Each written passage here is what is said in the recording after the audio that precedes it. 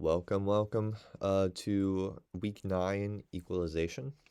Um, I'm gonna go over equalizers and EQing things very briefly, assuming all of you have some kind of foundational. I won't beat a dead horse with this, but I will set us up and go through our Pro Tools assignment for EQ.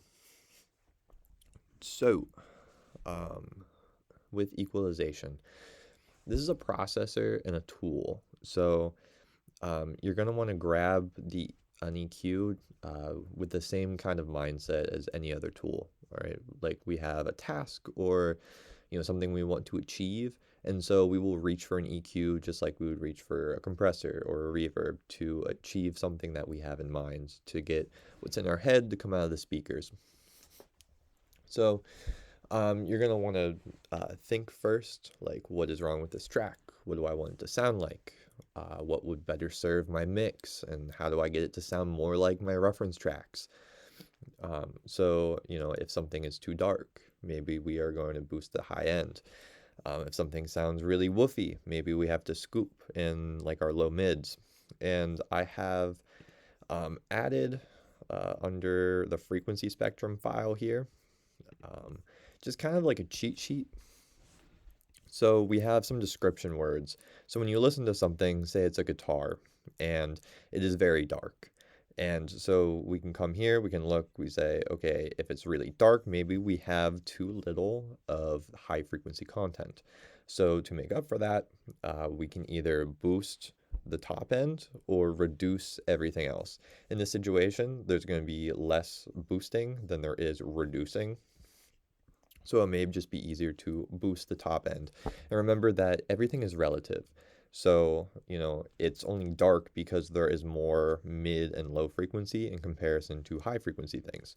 If it was very hollow or thin, it has more high frequency information than it does low frequency. And so these are some description words as kind of like a rough guide or like a starter to kind of point you in the general direction if you're unfamiliar with EQing things and where different tonalities might lie in a frequency spectrum.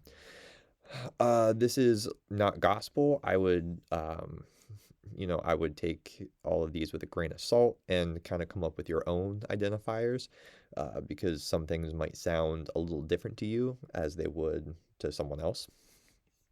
But this top layer will get you pretty close pretty quickly. Muddiness often lies in this area. Boxiness often lies between like 350, 600. Honkiness is like your like very mids between like 500 to 1K. This often lives around like 800. And these are just, if you hear something like this, maybe this is the first area you come and look in and start boosting or cutting and trying to figure out what's going on. Cool. And lastly, just the difference between creative and corrective EQ. So an EQ is a tool, so we can use it correctively. So if there are issues, if something is very boxy or it is too muddy, we can use an EQ to then just scoop this area out to get it a little bit more balanced. Whereas creative EQ, if something already has like a balanced tone, but you or your artist or just what the song needs, you decide that creatively, I want to give this more bottom, or I need a little bit more definition or air and presence just to get this to cut through a little bit more. And so maybe you shape the tone differently. You have a guitar tone that is like pretty solid, but then you shape it afterwards to get something completely new. Just doing creative EQ moves. So in this assignment, we're going to focus on corrective EQ, trying to just achieve something that we can just listen to and go, okay, this does not have enough low frequency information. Let's boost the low frequencies or scoop out some high frequency kind of stuff. Perfect. So we'll hop over to our Pro Tools session. All right. And first up top, we got the yellow tracks. This is going to be a pop track. And inner directions, it says that we recorded with a microphone that did not emphasize the high mids and high frequencies, so the vocals are a little muddy in context with the rest of the song.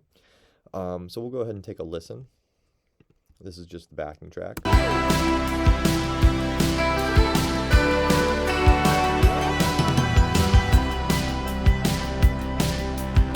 All right, pretty standard pop. Take a listen to the vocal.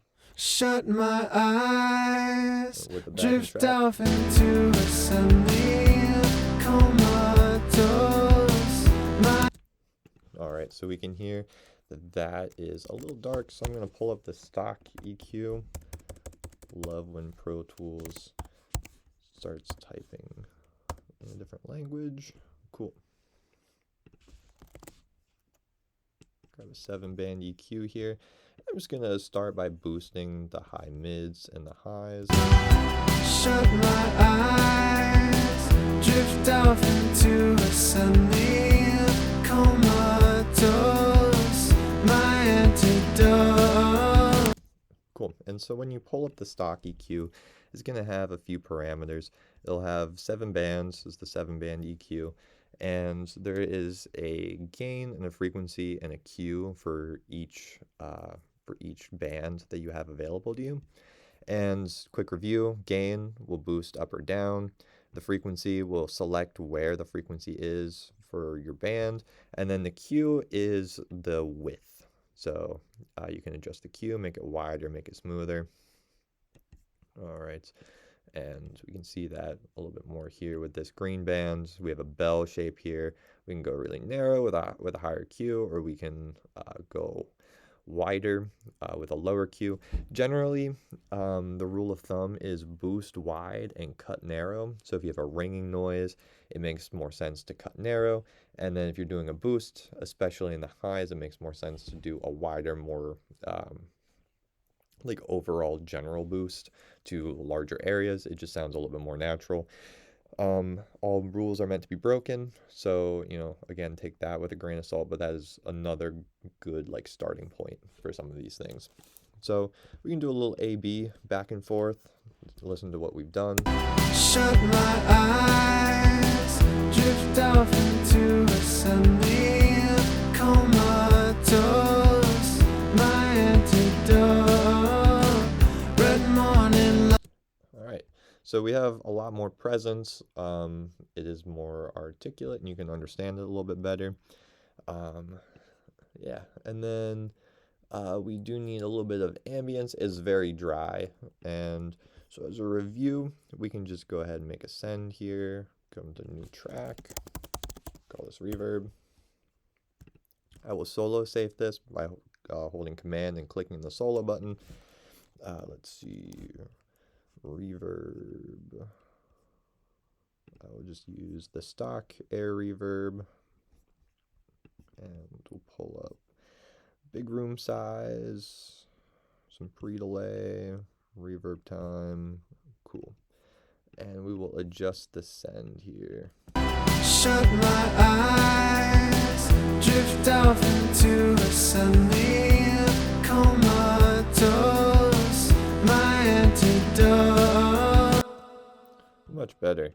And that just kind of smooths it all out and puts it into a space and adds some ambience that is on par with the genre. Cool. Moving on, we have a drum kit, and the issue in the directions is that we used the microphone that did not respond well to low frequencies. So we're going to take a look at our kick and our overheads and just do some general EQ to try to boost out the low end missing. So before we do anything, we'll take a listen. We'll solo our kick. Yep, and there is no low frequency information. So we will add a 7-band EQ. And if you have the general descriptions in mind, but maybe you're not hearing it so much, especially starting out, it can be good to just do a little boost and kind of sweep around, get an idea for the different areas and what they sound like.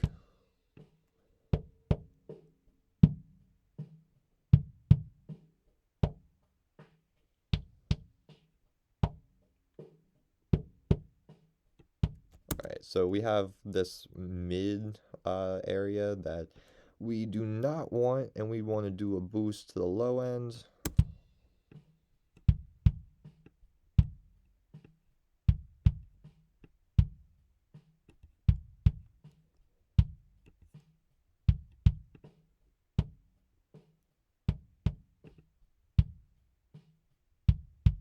All right, so that is an improvement. We'll add even more low end. Sounds more like a kick. So AB here.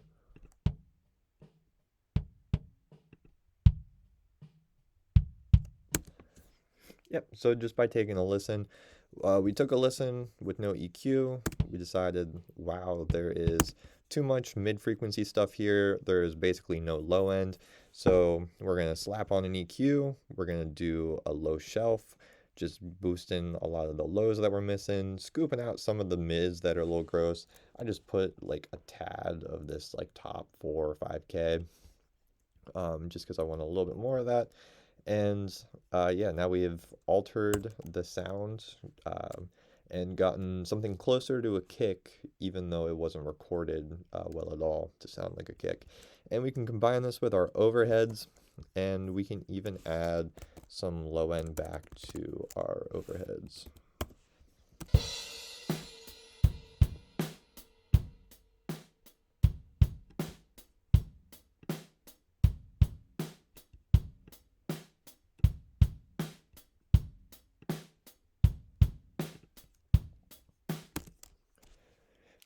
All right, and then if we select both of these, we can do an A/B before and after by at the same time muting and re-enabling our EQ here. Holding shift and pressing the number 2 is anything that's selected will toggle on and off this whole inserts A to E. So if we had multiple EQs here, shift and the number 2 will toggle this on and off. And while you play, this gives you a before and after of the work that you've done.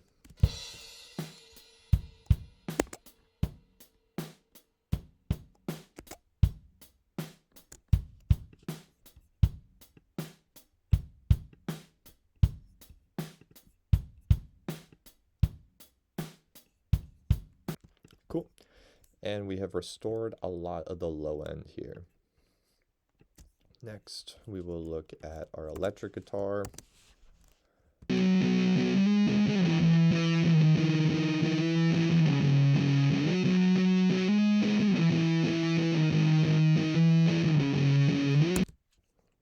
All right, so similar to our drum editing, we're going to need to find the tempo, and we're going to add some effects to this.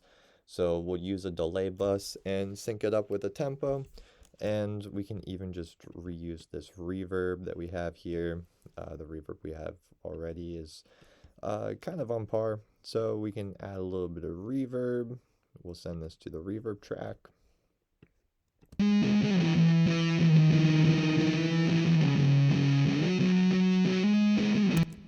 Cool. And we will send it to a new track, call this delay. Before we send any delay to it, we will find delay. We will find our tempo. And we'll do that by selecting the tempo in our MIDI controls here, highlight it, press play, and we'll tap the letter T.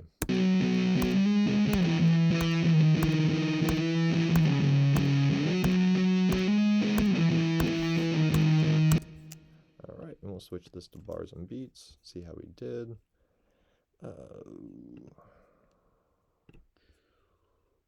Eighth notes, bars and beats. There we go.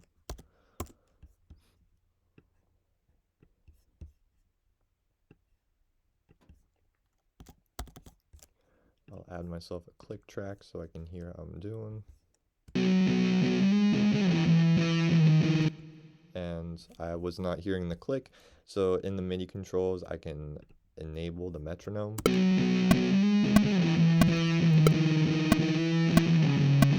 we're a little off, but we are pretty close. There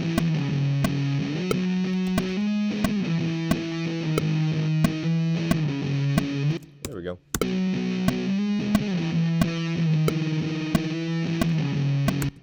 Cool. Yeah, it was a little rushed, so I just moved the tempo down by 2 as a guess, and I got it first try. Cool.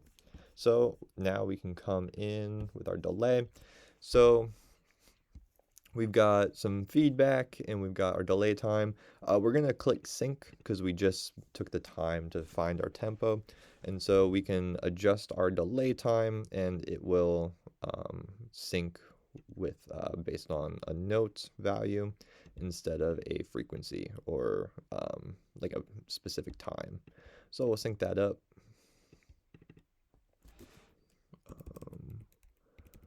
Let's go 8/16.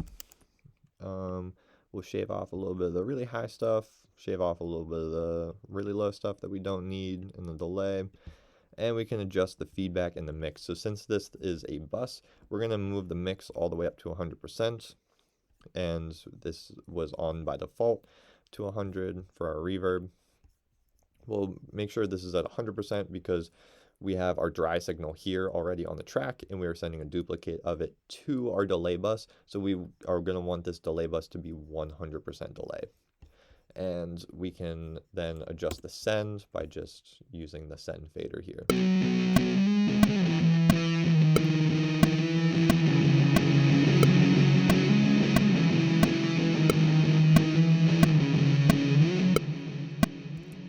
Cool.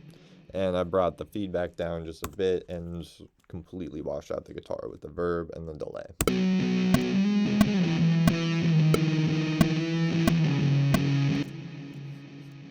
All right, and then we've got another electric guitar here. And this was recorded with a mic emplacement that did not pick up enough high, mid, and high frequencies. So we're just gonna need to use an EQ to bring out the highs. And similar to how we did it with the vocal. So we're gonna pull up another EQ, not this one. There we go. Take a listen. And we'll turn off the metronome.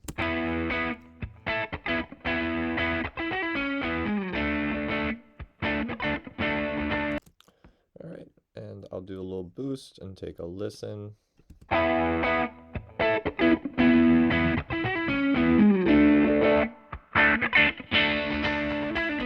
right, and that gives you a little idea of where everything's kind of living.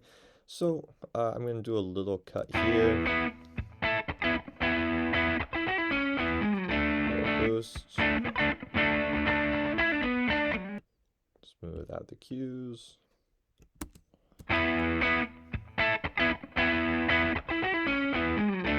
This was before. This is after.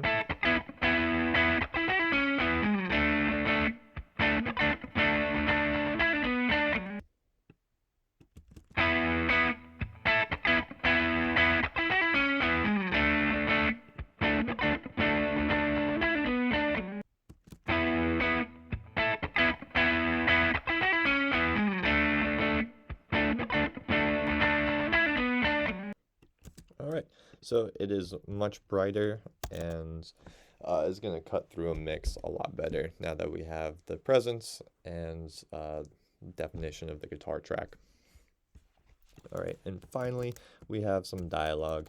So these were recorded with lavalier mics and they're going to be very mid-frequency focused. So we're going to want to bring out some of the highs and some of the lows, bring out the body a little bit more. So we'll take a listen to what we got going on. A job in a calm office. A place where my main preoccupation is to bring a water bottle with me every day. A real job? And what kind of experience do you have for that? All you've ever done is act. All right, and we're also going to want to try to like match the balance between the two a little bit.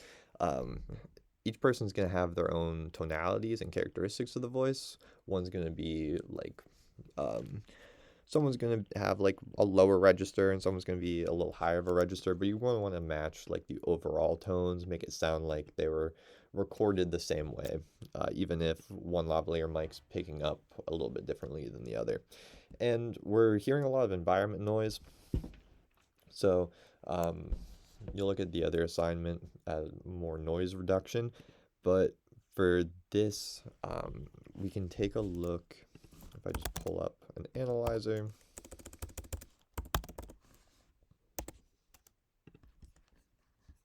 A job in a calm office. we have a lot of this low frequency information that's below the fundamental of the voice that we don't need, and that's going to be a lot of like winds or like rumble, like some of the cars passing, just environment A noise. job in a calm office. A place where my main preoccupation is to bring a water bottle with me every day. Yeah, and the fundamentals really live in around like 110 to 140. So we can, in our 7-band EQ, just add a high pass filter, which is right here. We can click in, turn this up to about 24, and we can bring the frequency in below our 100 hertz here. A job in a calm office. A place where my main preoccupation is to bring a water bottle with me every day. And it's subtle, bringing it in and out, but it is cleaning things up a little bit, getting rid of a little bit of mud, and we should really be high passing pretty much everything. In a mix, I would be adding a high pass to the guitars, the vocal, even the kick.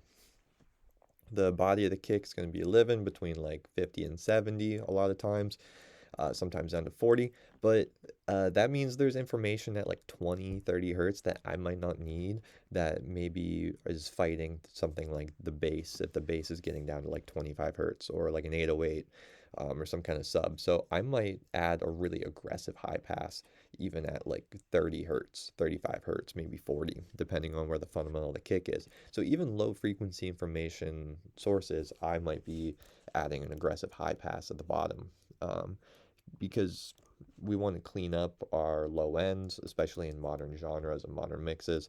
Having a clean, tight low end is going to be pretty essential. Cool. So I have this high pass. A place where my main preoccupation is to bring a water bottle. All right, I'm going to add some low mids here. There's a nice boost here. A place where my main preoccupation is. A place where my main preoccupation is to. And something living right in here I don't like. A place where my main preoccupation is to bring a water bottle with me every Pull day. some of this out. A place where my main preoccupation is to bring a water bottle with me every day. A place where my main preoccupation is to bring a water bottle with me every day. A place where my main preoccupation is to bring a water bottle with me every day. A place where my main preoccupation is to bring a water bottle. A place where my main preoccupation is. All right, so that opens up. We have a lot more presence. It's easier to understand, and we're adding a little bit more of the body while reducing some of the gross, like rumbly traffic environment noise down here. And we'll take a listen to our other dialogue person we've recorded. A real job? And what kind of experience do you have for that? All you've ever done is act. A real job? And what kind of experience do you have for that? All you've ever done is act. A real job? And what kind of experience do you have for that? All you've ever done is act. A real job? And what kind of experience do you have for that? All you've ever done is act. A real job? And what kind of experience do you have for that? All you've ever done is act. A real job? And what kind of experience do you have for that? All you. And we'll compare the two, make sure we're lining up vibe-wise. A job in a calm office. A place where my main preoccupation is to bring a water bottle with me every day. A real job? And what kind of experience do you have for that? Job in a calm office. A place where my main preoccupation is to bring a water bottle with me. Job in a calm office. A place where my main preoccupation is to bring a water bottle with me every day. A real job? And what kind of experience do you have for that? Nice. And then that's compared to our original here. A job in a calm office. A place where my main preoccupation is to bring a water bottle with me every day. And what kind of experience do you have for that? All you've ever done is act. And what kind of experience do you have for that? All you've ever done is act. So a serious improvement there. And these are the kind of like first mix move, kind of tonal balance shaping type of things you're going to be doing. Getting some things to fit, like maybe just a vocal to a backing track, very simple moves, just, you know, 2 bands and some boosts in the tops, the high mids and the highs. Boosting some body here, boosting more presence, putting back the low end that you're missing. And we're just, you know, seeing something that needs corrected, something that we need to fix. So we are grabbing our EQ and applying that and using the very basics of, you know, even this chart of it's very thin, it's very hollow for our kick. So we don't have enough of this low end. We need to boost it. And just very simple things to get you much closer right off the bat. All right, and yep, complete this assignment and apply these things to your music mix and reach out to me if you have any questions.